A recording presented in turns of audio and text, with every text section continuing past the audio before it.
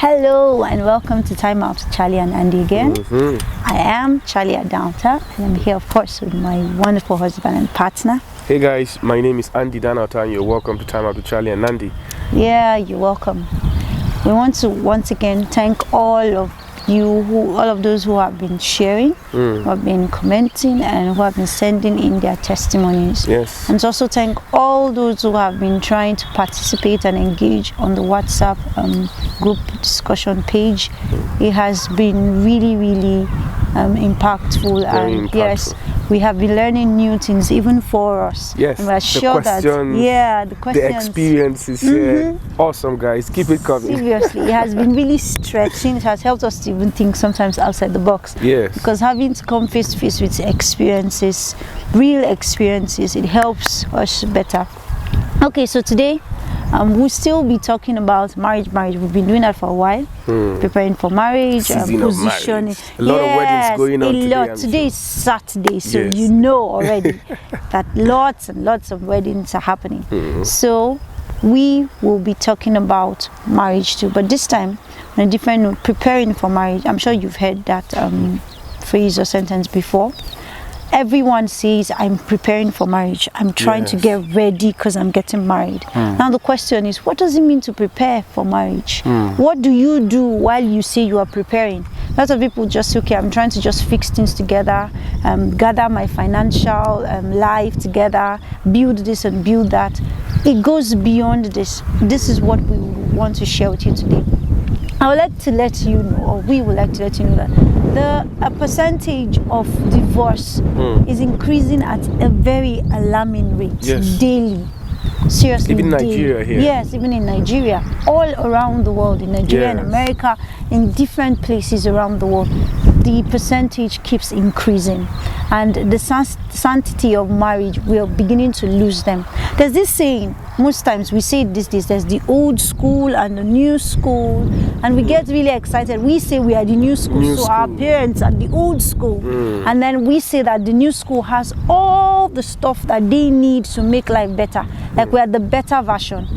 But we would like to say that it is not completely true. Though technology has made things better, there are some things that the old school have been able to maintain. They've been able to carry on. They've maintained till they left earth, and which is marriage. Some of them have certain secrets and principles that they have applied today. Yes, that has kept their homes and their marriages. And that's one of the things that the new school lacks. This is part of what we say when we talk about preparing for marriage. So today we'll be sharing. They are basically, or there's one major thing that we feel is the problem for when it comes to preparing for marriage, which is self. Trying to deal with yourself. We've talked about know thyself here. We've talked about sacrifices, selflessness. Today we'll be hitting self.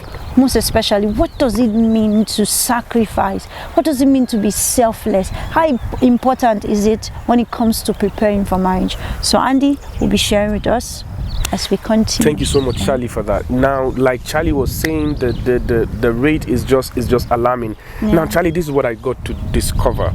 You know, there's never been a time in history that we have books on marriage and relationships like in this generation. True. And there's never been a generation that has been this high rate of divorce and breakups in relationship like now. I mean, so the numbers are not adding up. The whole equation is not making sense. How can we have more information about relationship and marriages and still have everything crashing down and all of those things? And this is what I got to discover, Charlie. One of my first relationship counseling, I was single then. I doubt if we met that time. I was counseling, you know, some married couples 2 years into marriage, and they were threatening divorce. And the woman's family said they're coming to take the lady away. It was not a domestic violence case. It was none of these things. It was just normal misunderstanding issues here and there with the husband and the wife. 2 years in marriage. Now they shared that they had read books, up to 8 to 10 books before that marriage, went to 6 months counseling before that marriage. Now this is the point I'm trying to make, Charlie, that I got to realize this thing. no matter how many books you read about relationship and marriage, if you are not willing to deny yourself, those books will go to waste. Sure.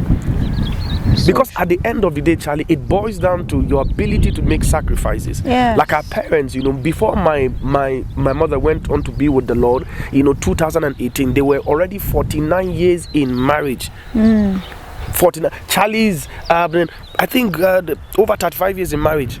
Yeah. Over 35 years in marriage. Her own parents. I have sat down with both people.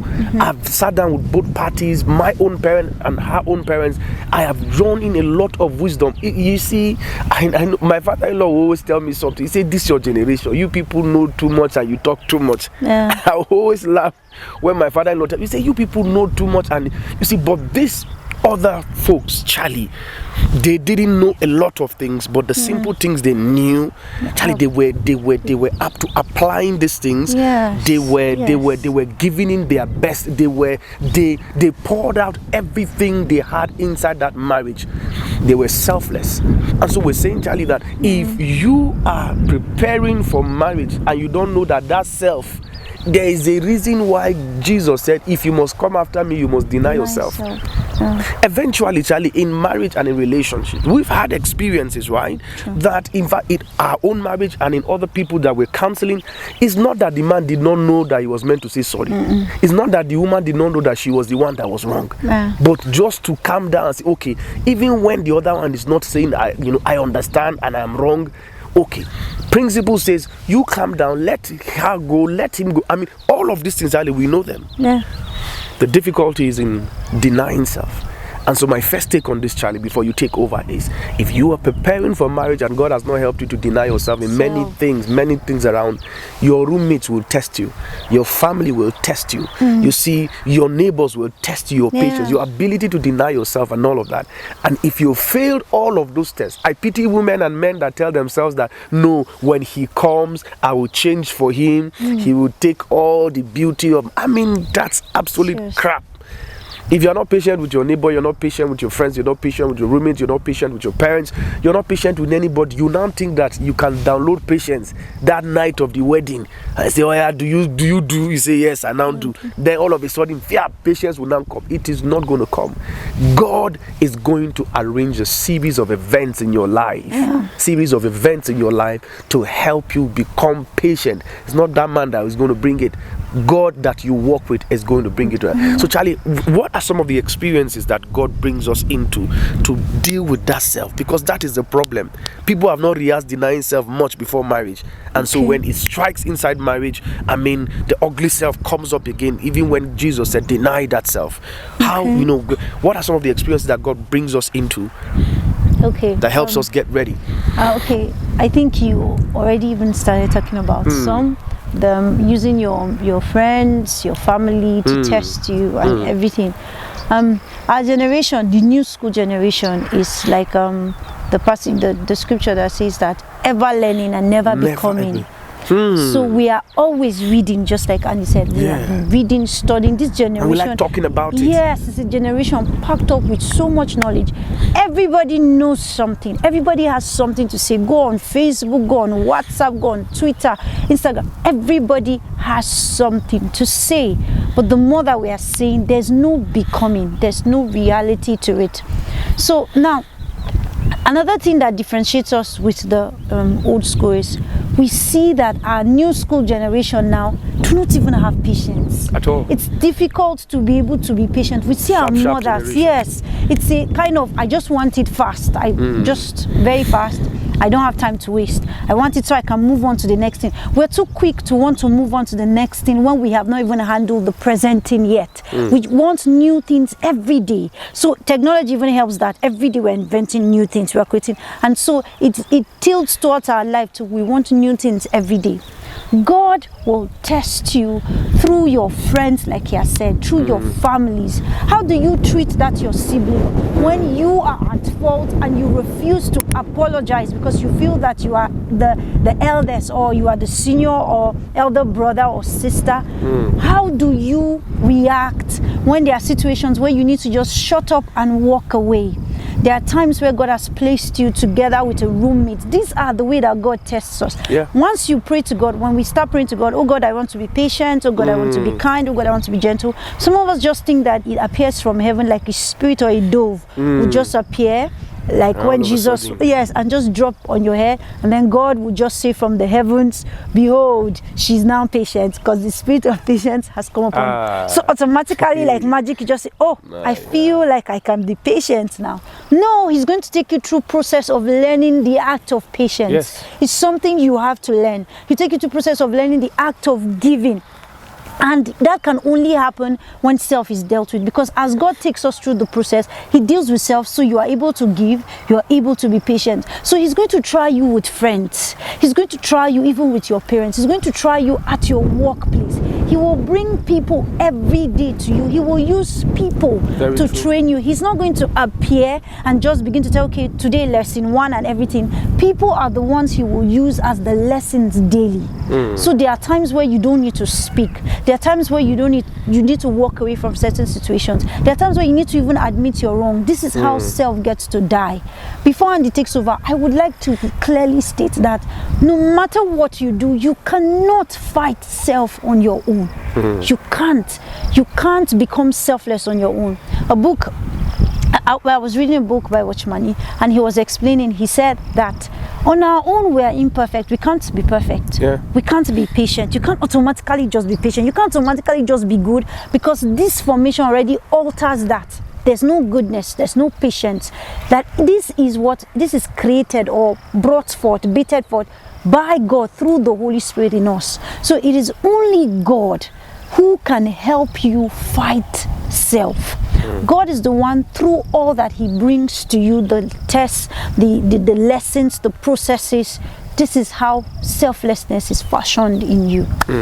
Thank you so much, Sally. I always tell people this: marriage is unscripted.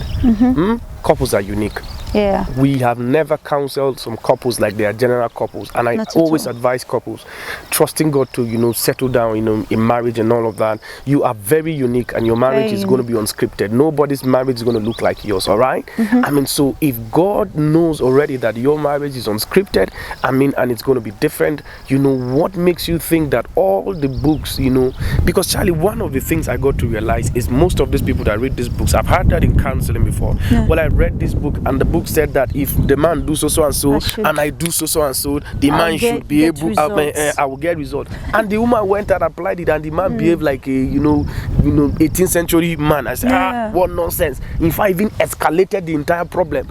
And so this is what I keep telling: marriage is. I'm not saying we should not read books. Yes, these things are very important, but you must understand that you need to allow God to prepare you, and he will begin, like Charlie said, he's going to begin by breaking you bit by bit, helping you to understand these principles, helping you to know that if he doesn't help you, nobody can help you.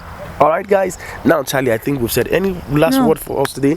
Now, we want to leave this icing today on this particular episode. We want you to go out there and honor an older couple. All right.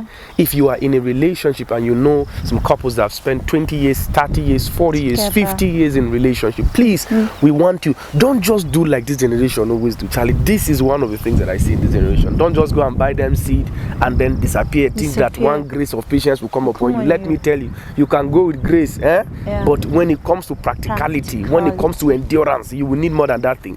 All right, you will need your own experiences and encounters to keep you inside that marriage. Go and honor them. If your parents have stayed together for 30 years, for 40 years, please stop thinking because they don't speak English very well that you are better than them. Because you have read 18 books on marriage and relationship. You feel you are now relationship expert. Humble yourself today. Ask them to tell you one or two things that are key things that have kept them together. They may have, some people say, well, my parents were not happy, but isn't that mysterious to you that they still stay together? Isn't that very seriously? Why you that just faced two problems in relationship and you disbanded the relationship and left? Shouldn't that tell you that they know something other than that thing that you are actually seeing on the surface? Problem. Find them, honor them today, and we want to hear this with you. We want to share with you. We want to hear your experiences in doing this and all of that. Send a message to the number you're seeing on your screen and say, add me. We want to have you on that WhatsApp group. I mean, the numbers are increasing daily, and we want to have you on our side. And just because we know that you know that we are on your side. And we love you so much, and we will see you again next episode. Bye bye. Bye bye.